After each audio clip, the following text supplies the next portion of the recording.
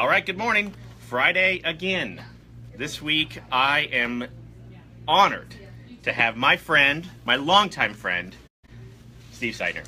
Hello, everybody. So Steve and I started on the same day together 13 years ago. 13 years ago. He was from a different company back then, but then we both started at another company 13 years ago this past July. So, July 19th, to be specific. July 19th. Yes. So why do you remember that? Ironically, on the very first day of employment, I had a nephew, Carter Jenkins, born. So I was at work for maybe the better part of 2 hours, and then asked to leave for a day on my first day of the job. And they let me. And somehow, yeah. So, and here we are, 13 years later. So there we go. So that's just some fun backstory. It's as Atlas went along, there were people that we knew if we're going to be successful, we targeted these people. We said this person in this position is going to make us successful. And so you came over when? When was it? April. Not a question. April 2 years ago. April 2. This is easy. First question done. This is not the first question. Yeah, you should April. know that by now. Yeah. April 2 years ago. So, and then you guys know, I mean, everybody that knows us knows that we don't have like managers and managers and managers right before layers and team leads and that nonsense. We don't have that here because it's unnecessary. So, but we do have to have some direction, right? And so Steve became our director of staffing. Maybe give it 2 months ago, we'll say. Probably, yeah. So, but was just a client manager like the rest of us there. And then, once we got to the point where we Not needed just to be a client manager.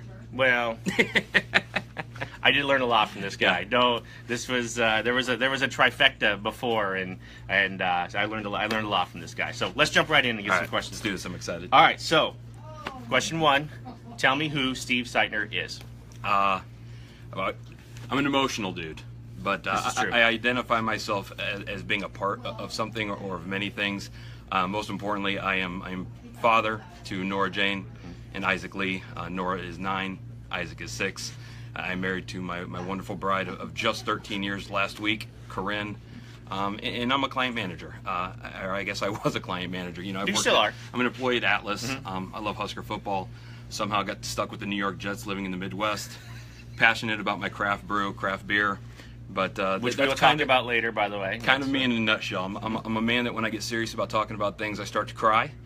And I'm a guy that at any given second will just jump out into song. So that's a little bit of me. One person here actually wanted me to try to get you to cry during this. It actually still might happen. It might happen. I almost did. I would love it. It would be great. And I'm also a guy that will pass out at the sight of blood.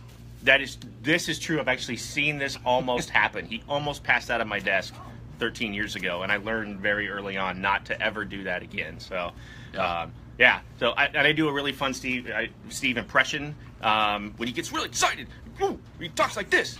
You'll see it. If you know this guy, that's when he gets super excited. So animated is an understatement. Absolutely. Okay, question 2. Tell me about the first job you ever had. I'm looking for something specific here because I remember this story. Well, I've had several jobs. Mm-hmm. But I was maybe a little bit of an entrepreneur. Is that what you're going with here? This is what I'm looking for. This is exactly what I'm looking for.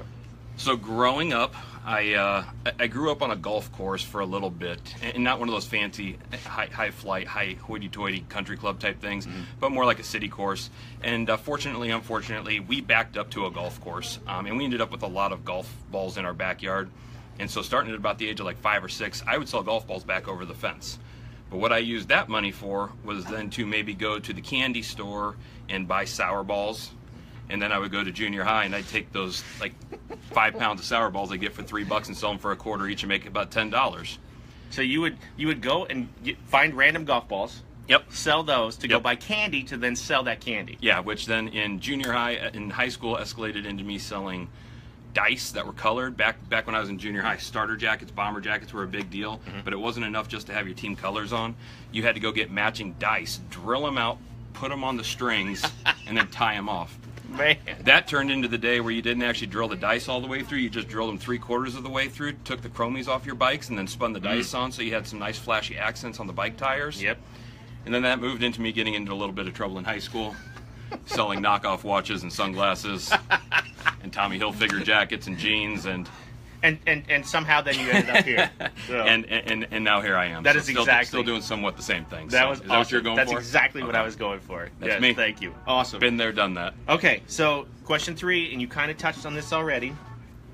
You are the biggest craft beer nerd well, not necessarily that I know, because there are other guys that but I'm amongst good company. absolutely. And you, man, you know it. And we'll go someplace and you'll be like, "Oh, that's the brewery from such and such, and they do this, and that's the guy's name or whatever." Where did that come from? My God. You know what? I remember the beers that actually kind of jumped off for me. I remember at one point I was just drinking beer, and I think I was on a site visit maybe about 10, 11 years ago at the other company down in Arizona. And I was with a buddy of mine named Pat that I worked with. And I think we ended up at a brewery called Four Peaks. And I started drinking this stuff called... I literally walked in like almost every person that goes into a brewery for the first time and mistakenly asked for a big product beer, a national brand. And they laughed at me and it basically accosted me and almost kicked me out of their brewery. Get out. And I was like, well, I don't want to leave. I kind of like the vibe in here. What would you recommend? And they gave me this beer called Kilt Lifter. So the brewery down in Phoenix was Four Peaks. I came back home to Omaha, and I was telling everybody how much I love this Four Peaks, this beer called Kilt Lifter, and I couldn't get it here. And so I ended up down at a concert at a local concert hall called the Waiting Room, and I was talking to somebody, and they're like, hey, just try this stuff called 90 Shilling. I'm like, whatever. At this point, I'm willing to jump outside of my comfort zone, and I did it. And then that was a home run. Yeah. And I'm like, oh my God, this whole new world. And then next thing I know, like a week later, I'm drinking Moose's Drool. And here we are today. You know, several years later, I've probably got a cellar collection north of 500 bottles. My wife has threatened divorce more than once. It's spiraled out of control. I've gotten myself into trouble by going on vacations with no other purpose than buying beer that I can't get anywhere around here in the Midwest. Coming home, forging my receipts, getting caught forging my receipts to underplay how much I actually spent at the bottle shop. So at this point, she just said, I love you. Just do it. Just Quit do it. lying to me. Well, and you got all the rest of us into this too. There's a whole world that none of us knew. Yeah. That you got all the rest of us in because of your excitement for this. Yeah, you know, and I think it was one of those things for me. It was, I used to love to golf, and I still do absolutely love to golf. But golfing takes at minimum 2 to 3 hours out of your day, maybe 4 to 5, and then that can turn into an afternoon, and then you don't come home till 1, and then you're in trouble again. Whereas you can sit down and have a hobby like drinking beer and just drink a beer with some buddies. It's a social event, you know, as long as you keep it in check. And you just hang out with your people, you vibe, you bond, you get to know each other. And That's the part I like. For me, it's better to do it over good beer than what I will call water. Sure. That's what kind of drew me into it, too. So you taught me there's a whole world out there and I love it. I love it now. So what is this? Question 4. What is this? What is this? I want to thank your wife for this because this is amazing. Wait a minute. Look at this. Do you have red? Is this red tips? What is this? What is this? Wait, here, let's see. Hang on. Hang on. I don't know who that is. I do know who that is. Is that James Vanderbeek? Is that who that is? God, Karim would trade me in a second. Oh my gosh.